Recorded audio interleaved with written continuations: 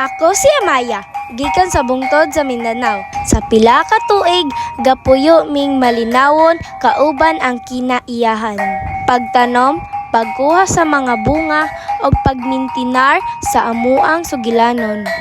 Simple ang kinabuhi, pero dili sayon.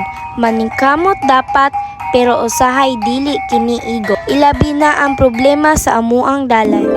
Karon nga gitabangan nami sa China, maghimong dalan og tulay. Dakong tabang na kini sa amua.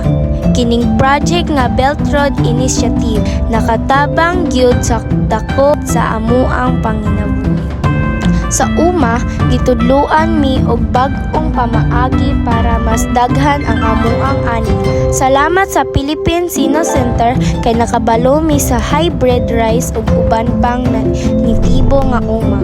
Ilabi na atong Pasko, dili gyud nako malimtan ilahang kaayo sa amua.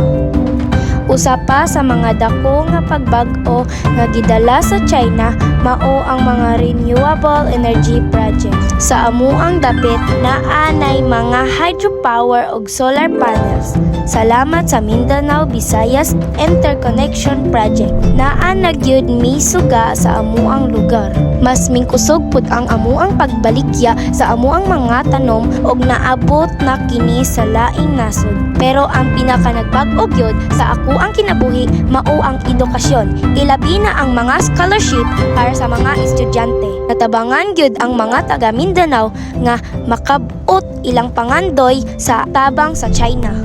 Maong naningkamot gyud ko pag-ayo sa pag-eskwela.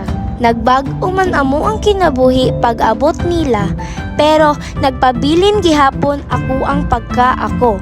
Usa ka manubo og garbo ko kini kung asa ko nakat-on sa kinabuhi. Karon, hayag na amo ang kaugmaon. Sayo na lang ang dalan padulong sa ako ang pangandoy.